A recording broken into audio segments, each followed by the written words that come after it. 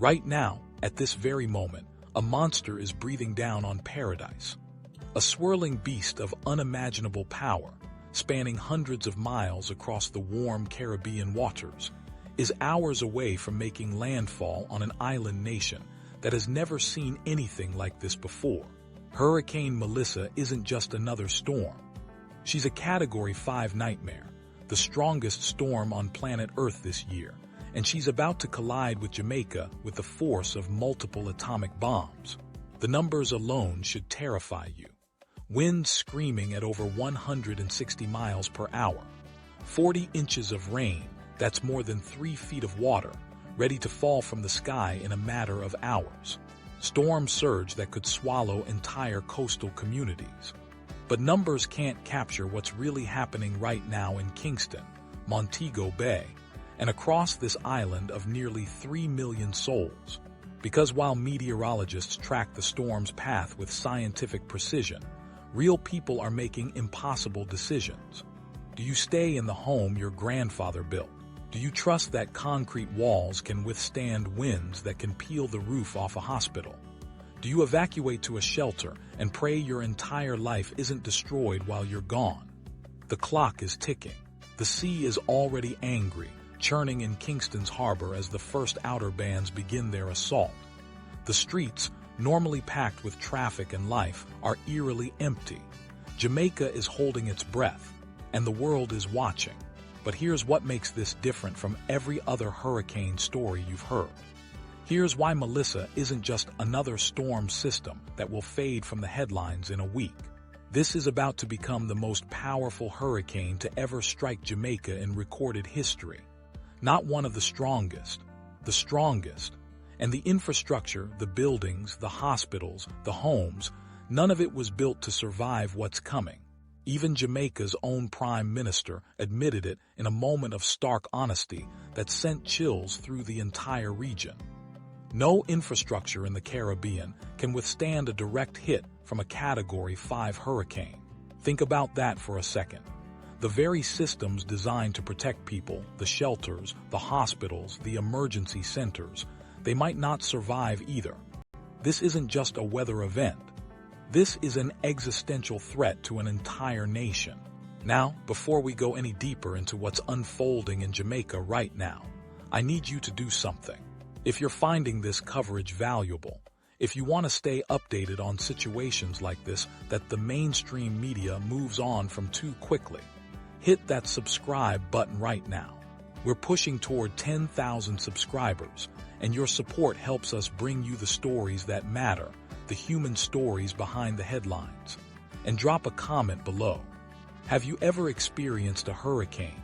Have you ever had to make the choice between staying or leaving everything behind? Share your story. This community is built on real experiences and real conversations. Now, let's get back to Jamaica, because the situation is deteriorating by the hour. Hurricane Melissa didn't just appear overnight. She's been building, strengthening, evolving over the past week as she fed on the unusually warm waters of the Atlantic. Hurricanes are heat engines, massive atmospheric machines that convert the ocean's thermal energy into wind and rain. And this year, the Caribbean waters are running hot, dangerously hot, several degrees above normal. That's rocket fuel for a storm like Melissa. When she started as a tropical depression off the coast of Africa, meteorologists were watching, but they weren't panicking. These systems form all the time. Most of them fizzle out or turn harmlessly into the open Atlantic. But Melissa had other plans. She intensified rapidly, jumping from a Category 1 to a Category 3 in less than 24 hours. That's what scientists call rapid intensification, and it's one of the most dangerous phenomena in hurricane forecasting because it gives people less time to prepare. By the time emergency management officials realized what they were dealing with, Melissa had already become a major hurricane, and she wasn't done. She continued to strengthen, her eye wall tightening, her central pressure dropping, both signs of an incredibly powerful and well-organized storm. When she reached Category 5 status, she joined an elite and terrifying club. Only about 2% of all Atlantic hurricanes ever reach this level of intensity. To understand what Category 5 really means, you need to understand the scale. The Saffir-Simpson hurricane wind scale goes from 1 to 5, but it's not a linear progression. Each category represents an exponential increase in destructive power. A Category 1 has winds of 74 to 95 miles per hour and can damage roofs and siding.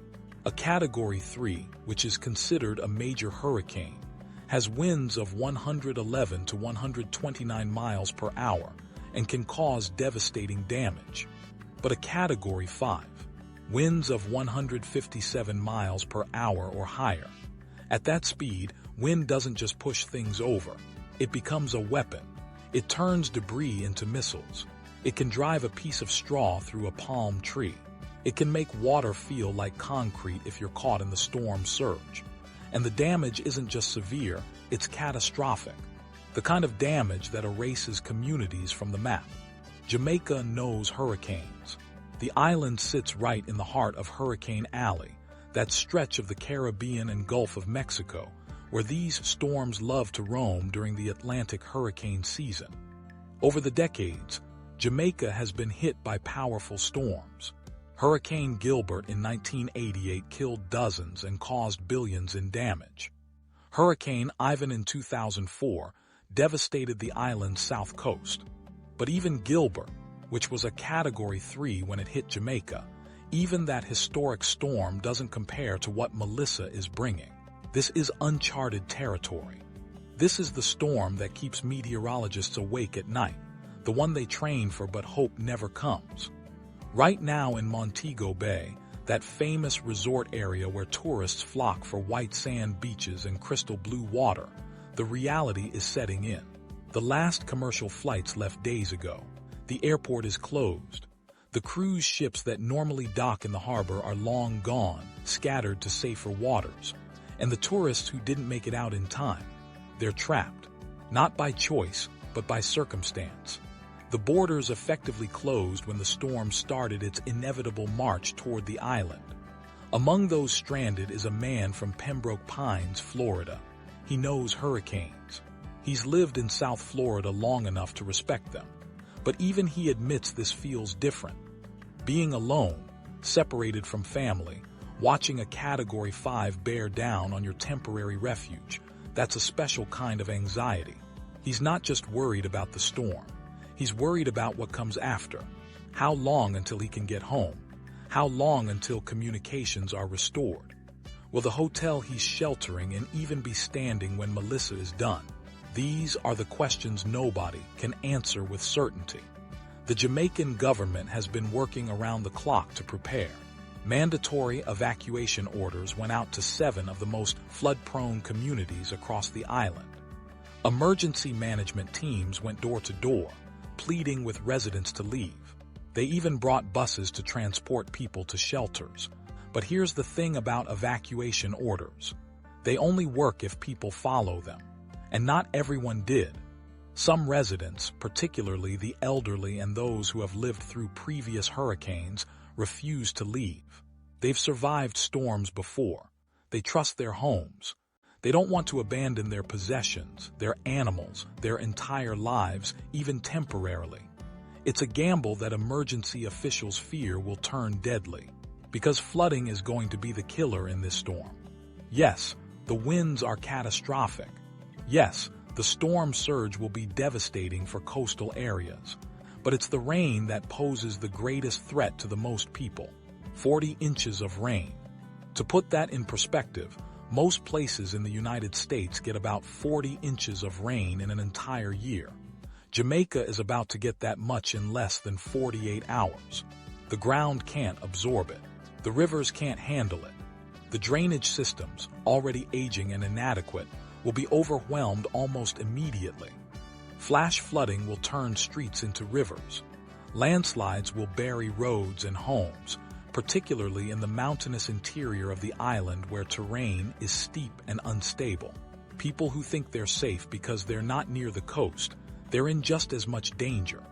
The science of flooding in hurricanes is brutal and unforgiving. When rain falls that hard and that fast, the water has nowhere to go. It accumulates, it rises, and it moves with shocking speed. You can go from dry ground to waist-deep water in minutes. Cars become death traps, swept away by currents that are far stronger than they look. Just 6 inches of moving water can knock an adult off their feet.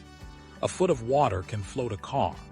2 feet can carry away most vehicles, including SUVs and trucks. And in the chaos of a hurricane, in the dark, in the wind and rain, you can't see the water coming until it's too late. Jamaica's Prime Minister addressed the nation as Melissa approached, and his words were a careful balance of realism and hope. He acknowledged the danger. He didn't sugarcoat it. A Category 5 hurricane would be a really bad disaster, but he also tried to lift spirits, to keep people from falling into despair. He didn't want Jamaicans to believe this was the end of the world. He wanted them to stay positive, to believe they could survive and rebuild. It's the kind of leadership that's required in moments like this, when panic can be just as deadly as the storm itself. But his other statement, the one about infrastructure, that's the one that reveals the true scale of the challenge.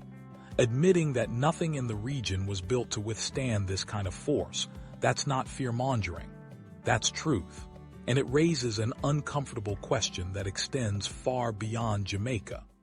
As climate change continues to warm the oceans, as sea levels rise, as weather patterns become more extreme, are we building our world to survive the future that's coming? Or are we still designing for the past, for the climate that used to be rather than the one that is? Jamaica is about to provide a tragic case study in what happens when infrastructure meets a force it was never designed to handle. Reports from across the island paint a picture of controlled chaos. Gas stations ran out of fuel days ago. Store shelves were stripped bare of water, batteries, canned food, and basic supplies. Those who could afford to reinforce their homes did so, boarding up windows, securing loose items, anything that could become a projectile in 160-mile-per-hour winds. But for many Jamaicans, especially those in poverty, there's only so much you can do. You can't board up windows if you can't afford plywood. You can't stockpile supplies if you're living paycheck to paycheck. You can't evacuate if you don't have transportation. Natural disasters are never equal opportunity destroyers. They always hit the most vulnerable the hardest. Cuba is also in Melissa's projected path, expected to take a hit tomorrow night after the storm finishes with Jamaica. The Cuban government, experienced in hurricane response after decades of dealing with these storms, has already begun their own preparations. But even they know this one is different.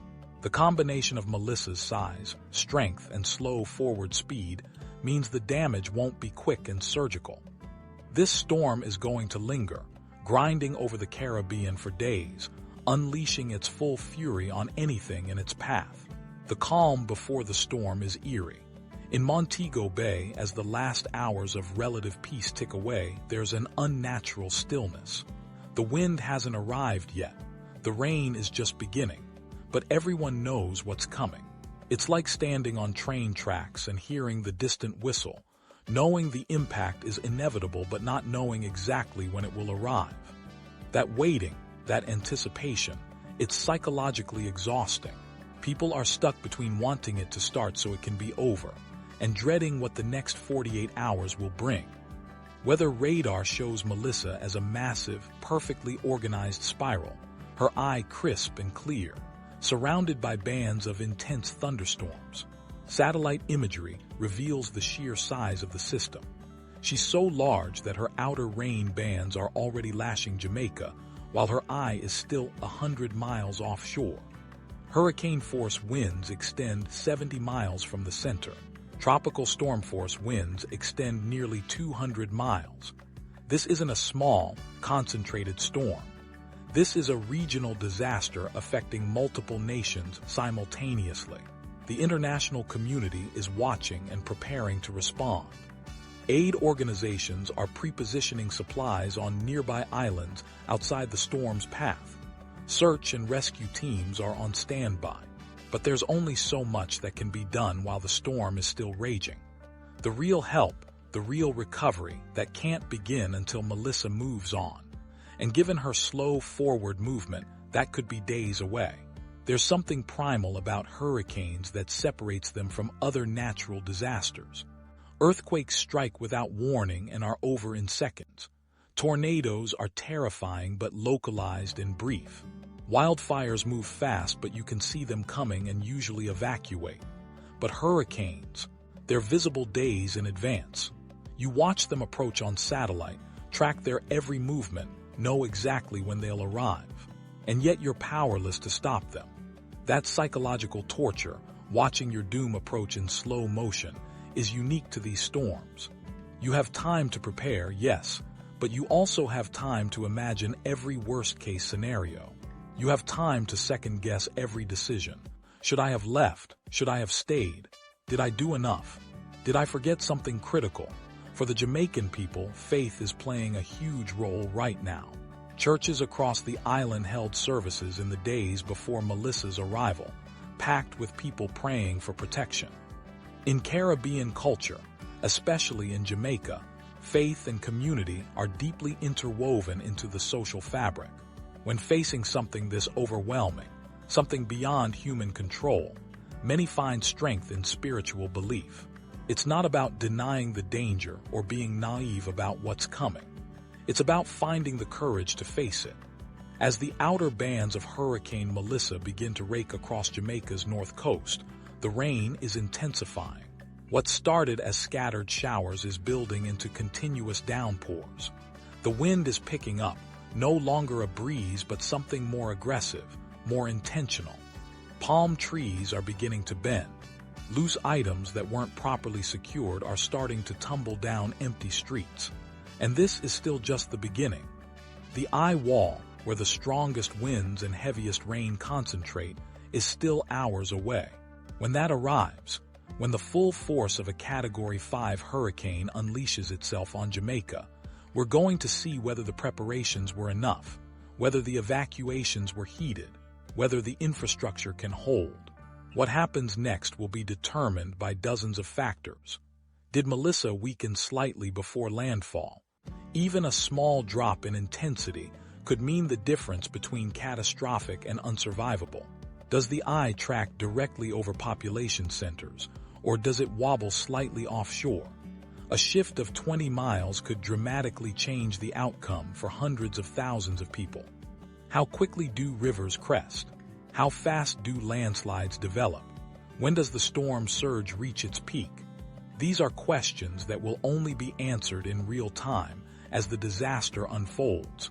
But one thing is already certain. Jamaica will never be the same after Hurricane Melissa. The physical rebuilding will take years. The economic impact will be staggering. Tourism, the lifeblood of the Jamaican economy, will take a massive hit. Resorts will be damaged or destroyed. Infrastructure that tourists depend on, airports, roads, hotels, will need extensive repairs. And in a nation where a significant portion of the population lives in poverty, where resources are already stretched thin, the recovery will test every system and institution to its breaking point.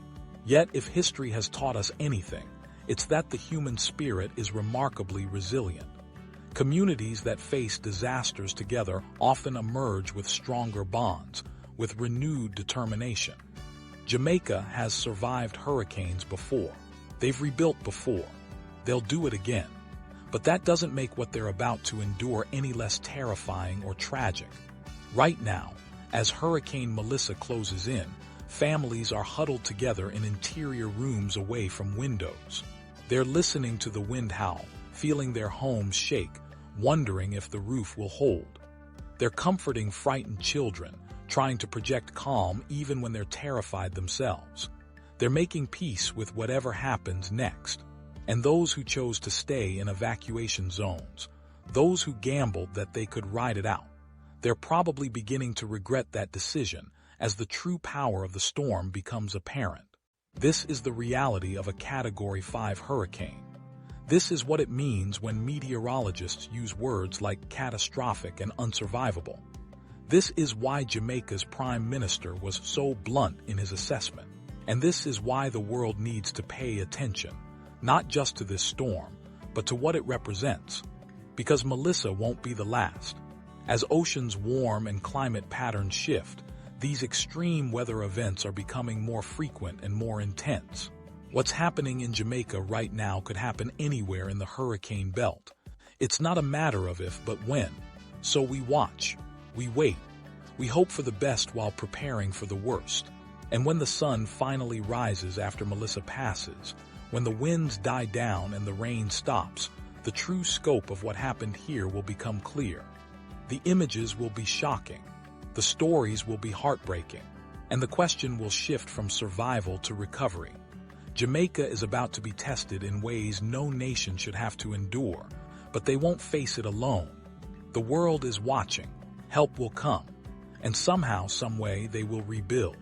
Stay with us as we continue to monitor Hurricane Melissa's devastating impact on Jamaica and the wider Caribbean. This is a developing story that we'll be following closely in the hours and days ahead.